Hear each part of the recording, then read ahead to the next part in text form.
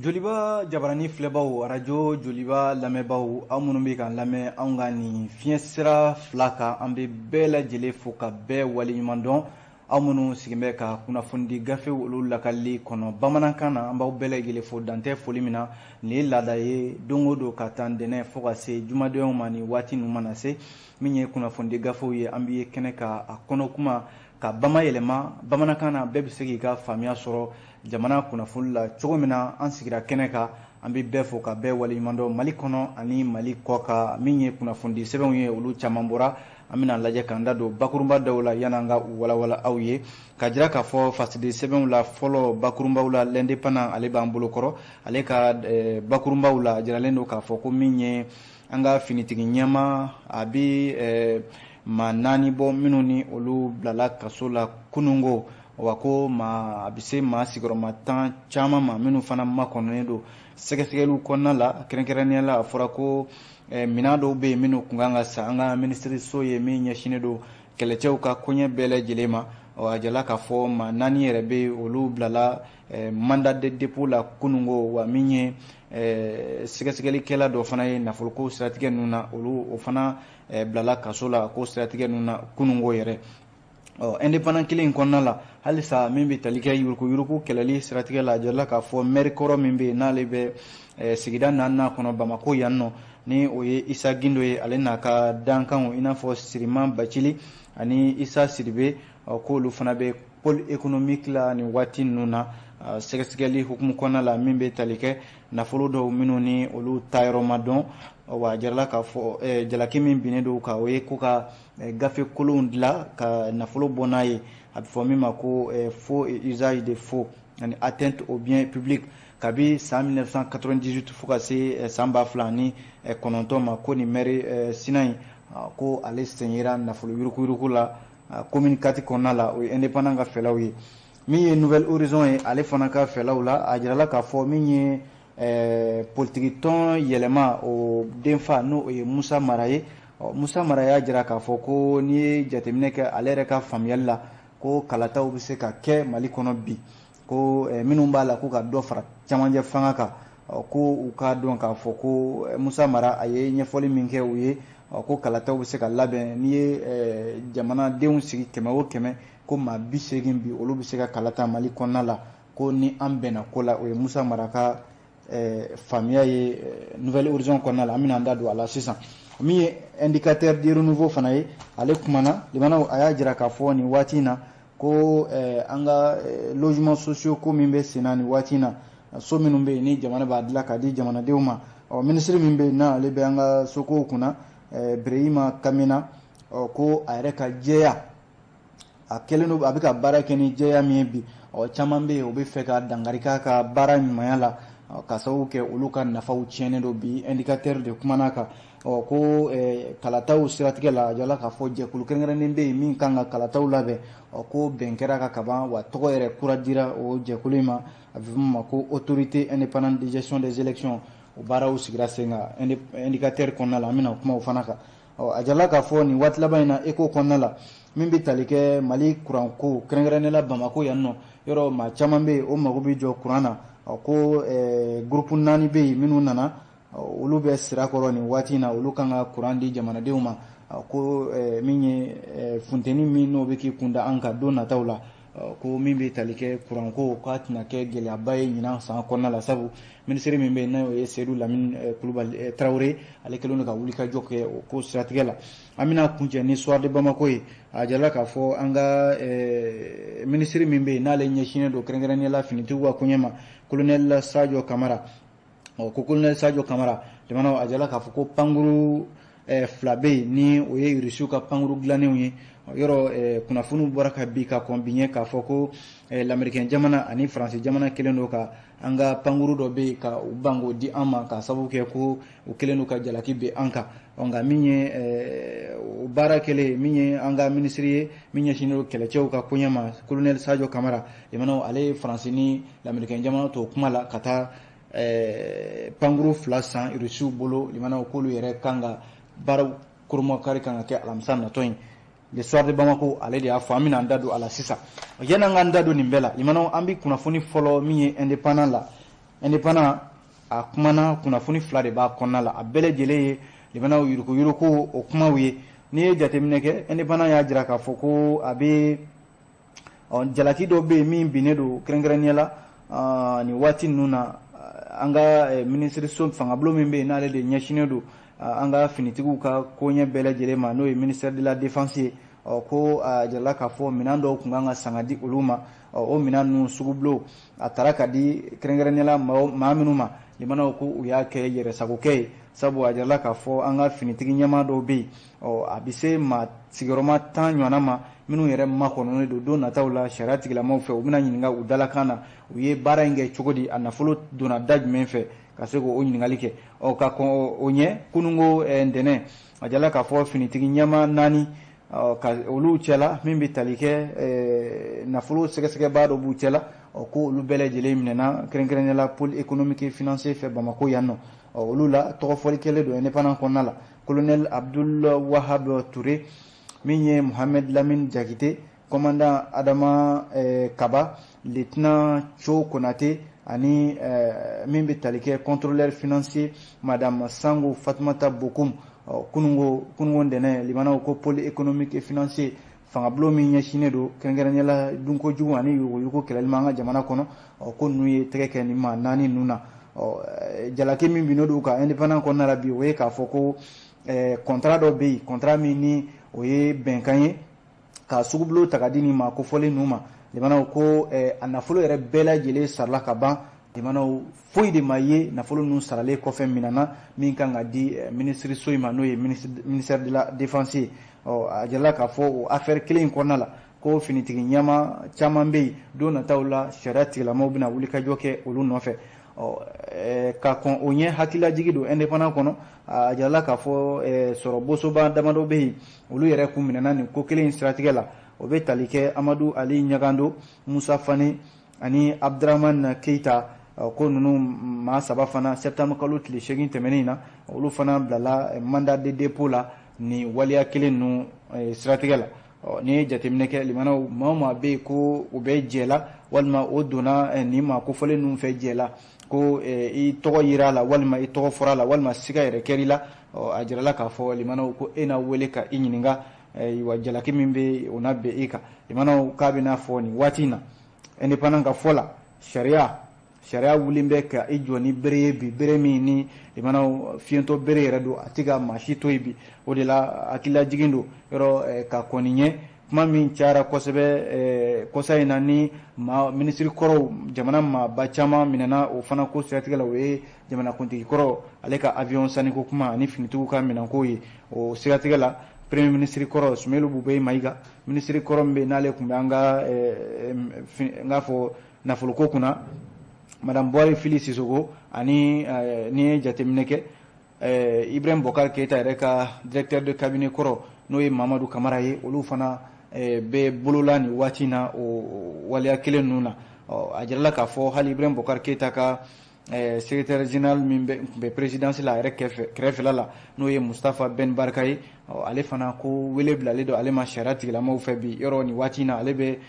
Togo jamana na BOAD o ka baara la n'o ye banque warimaraso ye min bɛ farafinna tilebiyanfan kɔnɔna la yɔrɔ waati min na Mamadu Kamara ale fana welela ale tun tɛ jamana kɔnɔna la yan ale nana ka i yɛrɛ bila sariya ka bolo kan ɲininkali kɛlen don indépendant kɔnɔna la n'a sɔrɔla Mustafa Ben Barka ale fana bɛna i yɛrɛ bila sariya ka bolo kan nin cogoya in na i n'a fɔ Mamadu Kamara y'a kɛ cogo min na limanaw a y'an ka bɔ indépendant kɔnɔna la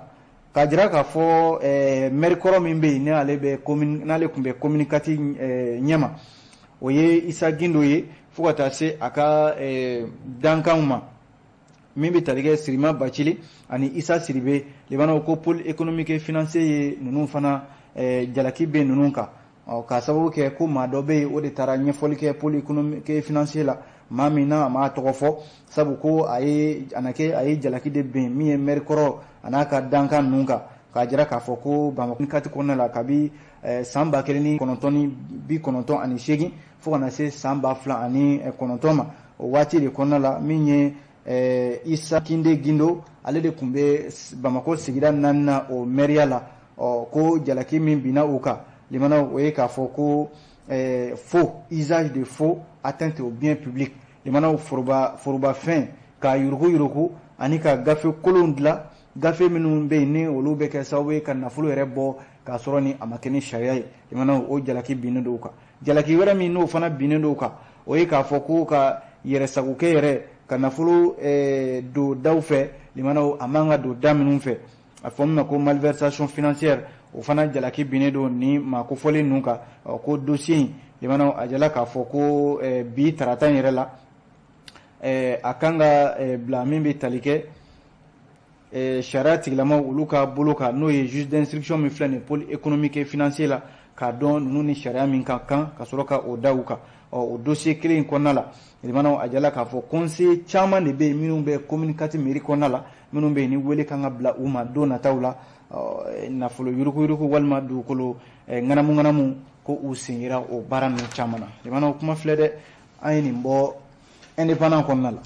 n'an bɔra indépendant kɔnɔ an bɛ don nouvelle horizon ale ka fasiri kɔnɔ ale daɲɛ fɔlɔ yɛrɛ la Musa Mara ka kuma la limana ko Musa Mara ale min ye politique tɔn yɛlɛma ale de b'o denfaya la bi a ka kuma la a ko a ye jaabili de kɛ ka ɲɛsin maaw ma maa minnu bɛ yen ni olu fɛla ye ko cɛmancɛ fanga dɔ ka fara a kundama kan Musa Mara ko an bɛ don min na i ko bi ko an bɛ se ka kalata kɛ limana n'a diyara an ye kalata bɛ se ka kɛ wa maa caman bɛ yen minnu bɛ se ka kala ta jamana kɔnɔ k'a sɔrɔ gɛlɛya yɛrɛ ma don a la ko n'i y'o sigi 100 o 100 maa 80 bɛ yen bi minnu bɛ se ka kala ta Mali kɔnɔna la ko maa minnu bɛ yen ni olu bɛ ka a fɔ k'a fɔ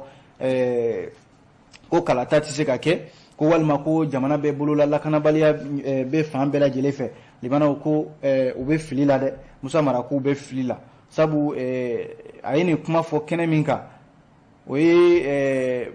min bɛ tali kɛ barodalasigi dɔ don hakilila falen jateminɛnikɛla minnu bɛ yen ni olu bɛ lakanako ani jamana mara cogo ɲuman n'o ye observatoire citoyen pour la gouvernance et la sécurité OCGS sibiri tɛmɛnen a bɛnna septembre kalo tile 25 o de senfɛ Musa Mara kun welelen don a ko kɛnɛ kan min bɛ tali kɛ maaw la fana i n'a fɔ professeur Maka Musa Sisoko Musa Mara yɛrɛ ani docteur Ibrahima Sango olu de tun bɛ a ko kɛnɛ kan maa min tun bɛ ka kuma faliw ni ɲɔgɔn cɛ o ye Baba Dakono ye o de senfɛ Musa Mara ko maa caman bɛ yen minnu bɛ kuliba ci la jamana kɔnɔna la bi k'a fɔ ko camancɛ fanga ko u fɛla de ye dɔ ka fara a kan ko a na kɛ camancɛ fanga maaw de ye filɛ nin ka to o maa kofɔli ninnu ka kumaw kɔ fo premier ministre yɛrɛ Choguel Kokala Mayiga diɲɛ kelenatɔnba ka jɛrɛ min kɛra ni ko kuma dira Choguel Kokala Mayiga ma premier ministre ko ale fana y'a ɲini ko ni dɔ bɛ se ka fara camancɛ fanga in kan limanaw k'a bɛ n'a fɔ bi camancɛ fanga maaw ani jamanaden dɔw olu de kuntɛnna ye kelen ye min ye dɔ ka fara camancɛ fanga ale kundama kan ko k'a sɔrɔ dun sigi minnu kɛra n'o ye concertation nationale minnu kɛra san 2020 septembre kalo tile 11 ana a tile 12 o min fana ye sira di kɛrɛnkɛrɛnnenya la charte de la transition ma ko ka baara kɛ ni o ye wa diɲɛma yɛrɛ sɔnna o ma o bɛnkan de bɛ yen baara bɛ ka kɛ ni o ye ko ni camancɛ fanga maaw nana a fɔ ko ka dɔ fara camancɛ fanga kundama kan limanaw ko o tɛna kɛ baara ye Musa Mara ka fɔ la baara min ni wasa bɛna sɔrɔ a la o la sa maa minnu bɛ yen ni olu fɛla de ye dɔ ka fara camancɛ fanga kan Musa Mara a ka jaabi a bɛ ɲɛsin olu de ma sabu a ko ko minnu b'a la ko lakanabaliya bɛ jamana kɔnɔ ko kalata tɛ se ka kɛ limanaw ko u k'a dɔn u k'a faamuya fana k'a fɔ ko tiɲɛ don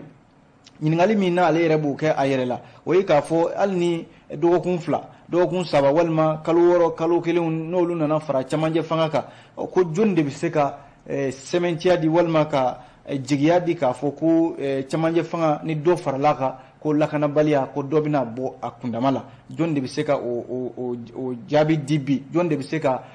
sinsin o kan k'a fɔ ni o kɛra ko o kɔfɛ ko kalata ɲuman bɛ se ka kɛ Musa Mara ko ale b'o ɲininkali kɛ a yɛrɛ la wa fana a bɛ se ka min fana fɔ bi o ye k'a fɔ lakanabaliya bɛ fan bɛɛ lajɛlen fɛ bi n'i ma ɲɛ k'i bɛ kalata kɛ jamanadenw yɛrɛ dama de bɛ se ka bɛn ko la ka kalata labɛn k'a kɛ u yɛrɛw ka fɛla ye ko n'o tɛ ko ni kalata bɛ kɛ dugukolo tɛna kalata kɛ jamanadenw yɛrɛ dama de bɛna kalata kɛ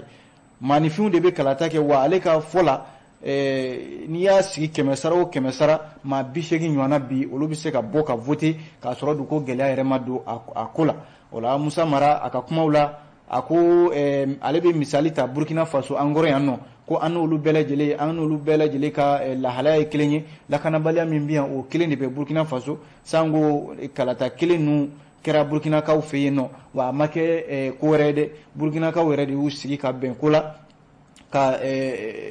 la ka kalata labɛn wa kalataw kɛra limanaw ko a kɛra tako kelen ye jamanakuntigi fo maaw yɛrɛ wulila ka taa fo a ka so ko maa dun bɛ se k'a fɔ bi ko lakanabaliya tɛ yen wa lakanabaliya bɛ yen ko nka Burkinakaw yɛrɛ de y'a ye an ka sigi an ka bɛn ko la an k'a dɔn k'a fɔ min ka ɲi an ma an k'o boloda kalata ka se ka kɛ. Musa Mara ko kelen yɛrɛ o bɛ se ka kɛ Mali la yan n'an sɔnna dɛ. Musa Mara ko ten. Kunnafoni filɛ limanaw an ye nin bɔ fasidi sɛbɛn Nouvelle Horizon ale de kɔnɔ. N'an bɔra yen nɔ an bɛ don min ye l'indicateur du renouveau ale kɔnɔna la. Indicateur kumana limanaw a jarala k'a fɔ logement sociaux ko kuma de bɛ yan nɔ. So minnu bɛ yen ni jamana faamaw b'a dilan k'a di maaw ma se tɛ maa minnu ye n'u bɛ se ka so sɔrɔ ka don a kɔnɔna la nka limanaw a jarala k'a fɔ so ninnu bɛ di waati min na i b'a sɔrɔ dɔw bɛ yen limanaw olu tɛ kama foyi ma ka o kɛ walila min bɛ se k'a to u yɛrɛw ka nafa u bɛ se ka o sɔrɔ cogo min na. Indicateur du renouveau ka fɔ la a jarala k'a fɔ so minnu bɛ yen ni olu dira kɔsa in na ni jamanakuntigi colonel Assimi Goïta ntɛnɛn tɛmɛnen a bɛnna septembre kalo tile 20 ma min bɛ tali kɛ Tabakɔrɔ commune rurale min filɛ nin ye Kalabankɔrɔ a jarala k'a fɔ so 7,636 o dira yen nɔ min ye colonel Assimi Goïta ale yɛrɛ tun bɛ o ko kɛnɛ kan. Limanaw a jarala k'a fɔ tiɲɛ yɛrɛ la n'i ye jateminɛ kɛ bi ko logement sociaux ko ŋanamu ni yuruguyurugu min b'a ko hukumu kɔnɔna la maa damadɔw bɛ yen minnu ni olu tɛ kan fiyewu ka baara kɛ walasa u yɛrɛ bɛ se k'u ka nafa sɔrɔ u kɛrɛfɛmaw ani u ni maa minnu bɛ jɛla a ko siratigɛ la. O de la ko minisiri min bɛ yen n'ale de bɛ kɛrɛnkɛrɛnnenya la an ka duguba kɔnɔ kow sokow ani jamanaden yɛrɛ bɛ se ka sigiyɔrɔ ɲuman sɔrɔ jamana kɔnɔna la cogo min na n'o ye Birahima Kamina limanaw minisiri a bɛ baara kɛ ni tiɲɛ min ye indicateur ka fɔ la o tiɲɛ bi in na ko maa caman de bɛ fɛ ka a bɔ a dabolo kan sabu a ka fɔ la indicateur ka fɔ la ko min ye Birahima Kamina ye minisiri min bɛ n'ale de bɛ an ka duguba kɔnɔ kow ni sokow kunna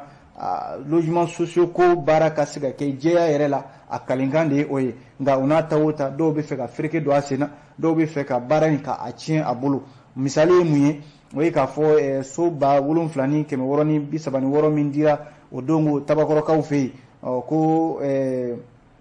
tiɲɛ yɛrɛ la ko so 12,000 ani 566 o de kun kan ka di commission d'attribution min bɛ yen n'o sigilen don a baara la k'u ye dossier 24,000 ani 696 maa minnu bɛ yen ni olu ye dossier di o de ye o hakɛ yɛrɛ ye. Nka jateminɛ minnu kɛra commission fɛ o ye k'a fɔ dossier 16,000 ani 882 o de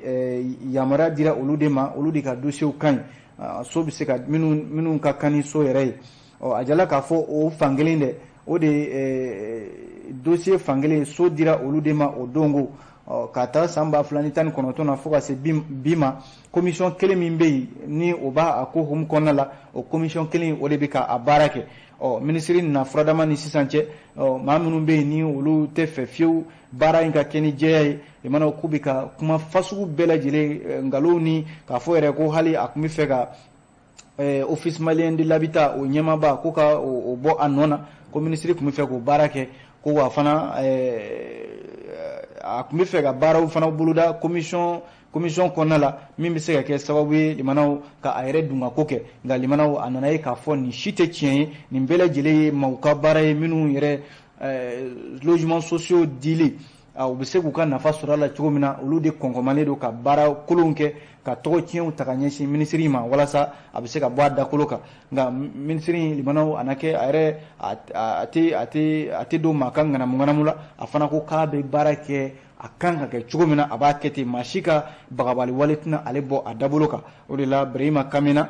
yanni baara in ka kɛ jɛkulu minnu bɛ yen n'o ye association ye a ye olu wele ka olu sigi k'u hakilila ɲininkali kɛ nka a nana ye k'a fɔ olu cɛla association kelen bɛ yen limanaw o de filɛ nin ka wulikajɔ kɛ ko ale tɛna don nin nun da fɛ nka association fɛn fɛn bɛ yen olu bɛɛ lajɛlen y'u ka yamaruya di k'a fɔ ko baara ka kɛ logement sociaux ninnu ka di a ka kɛ jɛlenya yɛrɛ la nka association kelen bɛ yen jamana o de bɛ ka gɛlɛya don baara la bi fo kuma si tɛ yen bi min tɛ ka ta ka ɲɛsin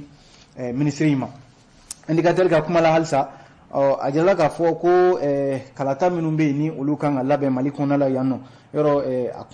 kuma cayara kosɛbɛ ko jɛkulu kɛrɛnkɛrɛnnen dɔ bɛ yen o de kan ka kalata ninnu labɛn nka a jirala k'a fɔ jɛkulu in ko bɛn kɛra a sigira ka ban wa a tɔgɔ yɛrɛ dira a jɛkulu in ma a bɛ fɔ a ma ko autorité indépendante de gestion des élections n'u k'a ma ko EIGE o la sa indicateur de renouveau ka fɔ la nin jɛkulu min ye nin ye limanaw a ka baara bɛna bɛn kalata labɛnni ma Mali kɔnɔna la yan nɔ don nataw la wa ko maa minnu bɛ yen ni olu bɛna bila a ko hukumu kɔnɔna la o bɛ taa maa 7 ɲɔgɔnna la an k'a fɔ maa 9 o de bɛna bila a kɔnɔna la o maa 9 in na limanaw ko san 7 o de bɛ di u ma a baara hukumu kɔnɔna la n'o san 7 tɛmɛna foyi tɛ fara a baara kundama kan bilen wa ko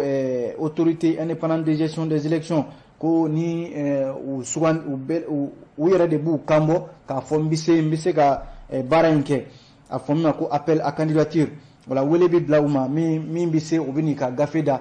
limanaw sugandili bɛ sɔrɔ ka kɛ u ni ɲɔgɔn cɛ a jirala k'a fɔ an bɛ don min na i ko bi sigi min kɛra n'o ye table ronde ye CICB la o don ko bɛn kɛra nin de ka sɔn kɛra o ma wa ko autorité indépendante de gestion des élections a ma ko fɔlɔ in na sugandi jɛlenya yɛrɛ la wa u na kalataw labɛn jɛlenya yɛrɛ la limanaw a jirala k'a fɔ wa hali n'u sugandira u na kalinka siɲɛ kɛ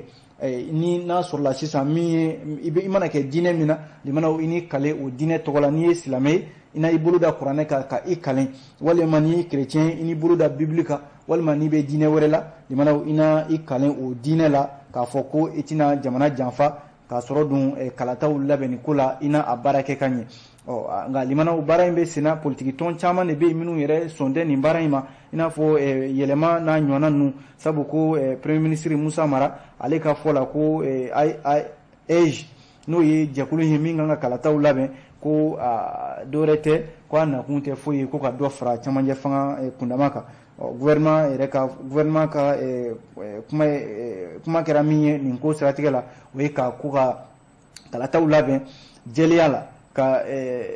minnu tɛmɛna gɛlɛya minnu y'an sɔrɔ kalata tɛmɛnenw na jamanaw an ti fɛ fiyewu o gɛlɛyaw de ka an sɔrɔ wa ko cour constitutionnelle jalaki min binna ale kan jamanaw ko nin na kɛ ko bannen ye cour constitutionnelle ale tɛna jalaki foyi la bilen sabu jaabi min mana di nin jɛkulu kɛrɛnkɛrɛnnen fɛ jamanaw o na ta k'o di cour constitutionnelle ma studio tamani ma olu fana de ye fasiri in di indicateur du renouveau jamanaw n'an bɔra indicateur kɔnɔna la an bɛ don min ye ECHO ale kɔnɔna la ECHO welewele kumana a jirala k'a fɔ nin waati in na ko an ka kuranko don nataw la limanaw tare o bɛ sɔn ka sɔrɔ a ko siratigɛ ninnu na sabu ko aya ministre min bɛ yen n'ale bɛ an ka dugu jukɔrɔ nafolow kunna ani kuranko ani jiko Lamine Seydou Traoré aya ministre in ko a bɛ wulikajɔba de la nin waati ninnu na sabu n'i ye jateminɛ kɛ ECHO ka fɔ la ko aya ministre in n'o ye Seydou Lamine Traoré ko kabi kalandelama ka a kun bɛ jɔyɔrɔ ɲumanw kɛ kalansow kɔnɔna la